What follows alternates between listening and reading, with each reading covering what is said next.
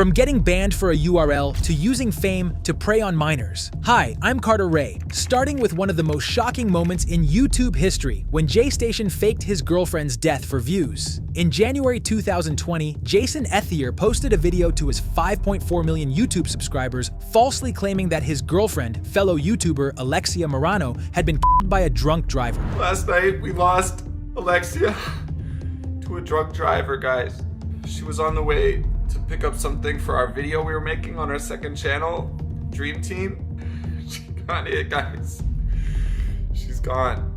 She's gone. The next video took things even further. JayStation returned to the very place where the event was said to have happened. So right now, me and Ahmed are just on our way to that location and we're gonna say our last goodbyes to Alexia.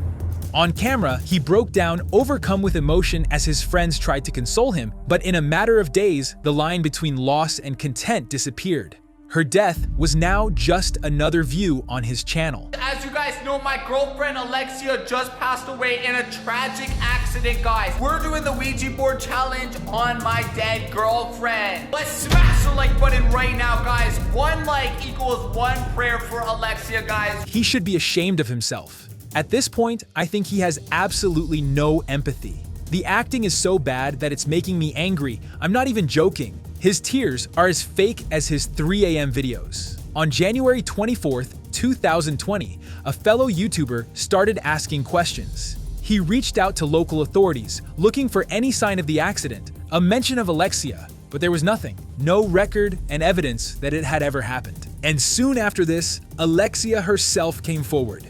She wasn't dead.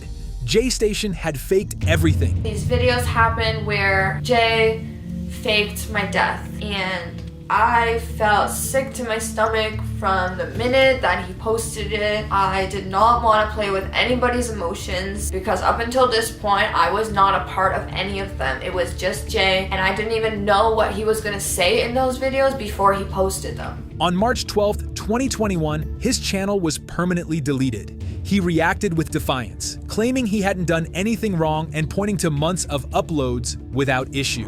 When threats of lawsuits failed, he finally had to accept that there was nothing he could do.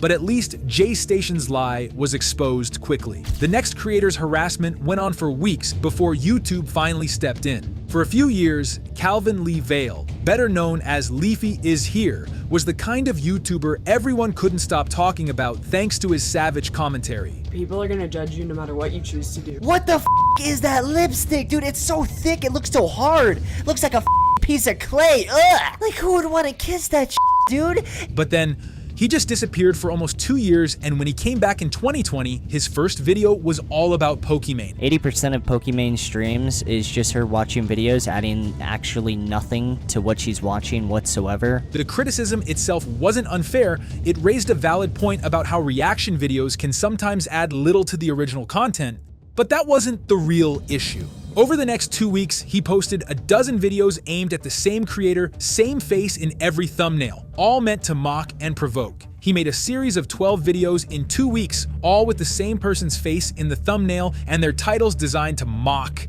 insult, degrade. Of his last 15 videos, 12 of them were on Pokimane, all insulting Pokimane in the title and thumbnail. That's viewed as by YouTube. YouTube's policy on targeted behavior is pretty direct. When content exists mainly to target someone out, it crosses the line. Even without a single strike on his record, on August 21st, 2020, Leafy's channel was permanently removed. He tweeted asking for reinstatement, but his tone suggested he already knew the answer. When asked about losing everything he'd built, his response was almost dismissive. Obviously, I'm gonna try to get the channel back, but if I am gonna be banned, so be it. The website is shit.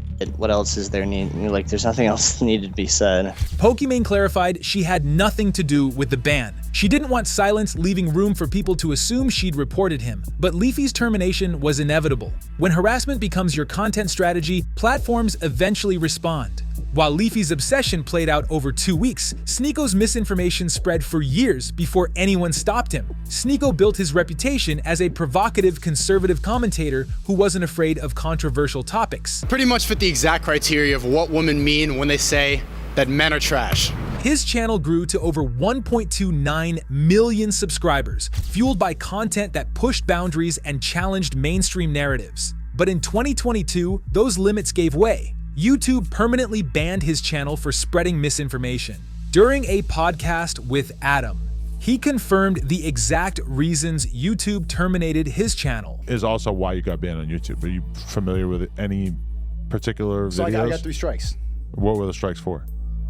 COVID misinformation, Okay. election misinformation, and cyberbullying. His ban stood for almost 2 years because on October 20th, 2024, Sneako was unbanned briefly. However, within 24 hours, he was banned again. No one's entirely sure why. Sneako hadn't uploaded any new content during his brief return. But a year later, in October 2025, YouTube gave Sneako another chance. On October 9th, he was reinstated once again as part of the pilot program for second chances.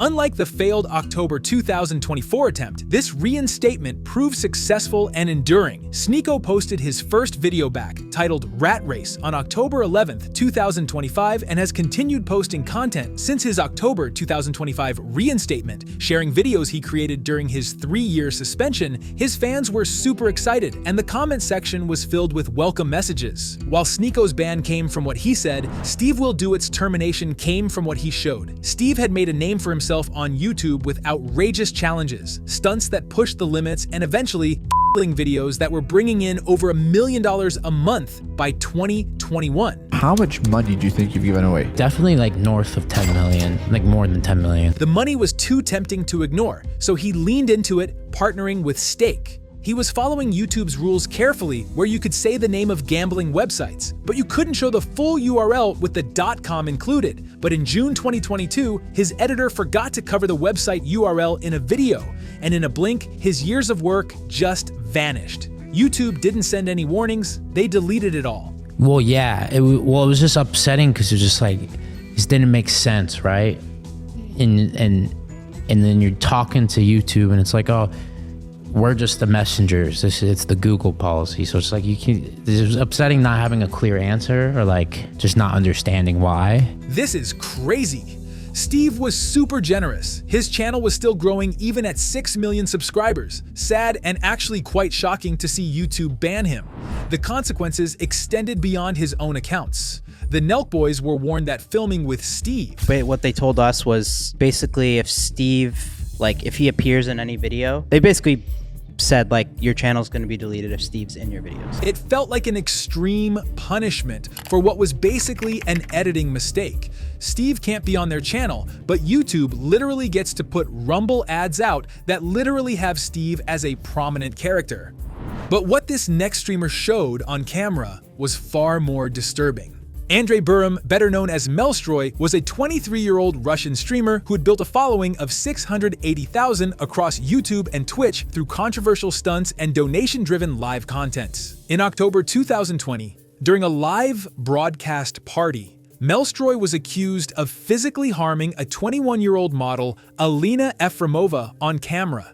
The incident left her injured and visibly distressed. She described the aftermath online and later filed a lawsuit seeking 10 million rubles, roughly $135,000 in compensation. Mellstroy's response was dismissive. He mocked the claim, denied the allegation, and downplayed the injuries. The court released him with instructions to stay in Moscow pending further hearings. Following public backlash and criminal charges, both YouTube and Twitch permanently banned his channels. But that wasn't the end of Mellstroy's reach. After being removed from mainstream platforms, he gained new prominence on Kick, quickly becoming one of their most followed streamers. As of late 2025, Mellstroy has approximately 774,000 followers on his main Kick account. His case highlights how banned creators can migrate to less regulated platforms, where they continue to find audiences despite prior violations. But not all bans come from the creator's behavior. Sometimes cases involve years of hidden exploitation behind cheerful videos.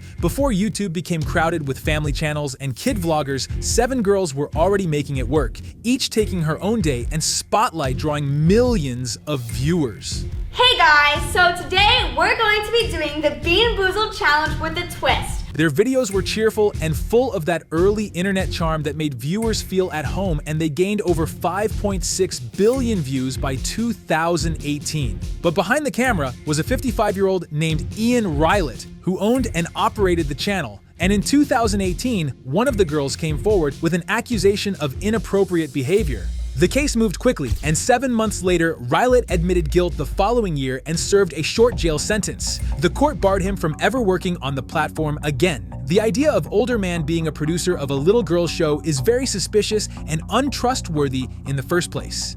He is creepy and old. He should be in prison for several years.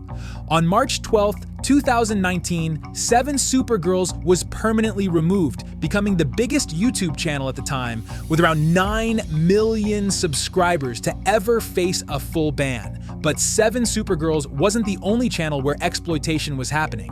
Alex Jones's conspiracy theories infected millions globally. I read a lot of history books when I was a kid, and I also had family that was educated. So, I mean, I just knew how things actually worked versus what the news was saying sometimes. For years, Alex Jones used InfoWars to spread increasingly dangerous misinformation. He claimed the September 11th major national tragedies were staged, which led to serious backlash and distress for the people involved. YouTube started issuing warnings to Alex Jones in early 2018. The first strike came in February after he uploaded a video spreading false claims about a survivor of the Parkland tragedy. By July, 4 more videos were taken down for violating policies around harmful and hateful content, which earned a second strike and a 90-day suspension from live streaming.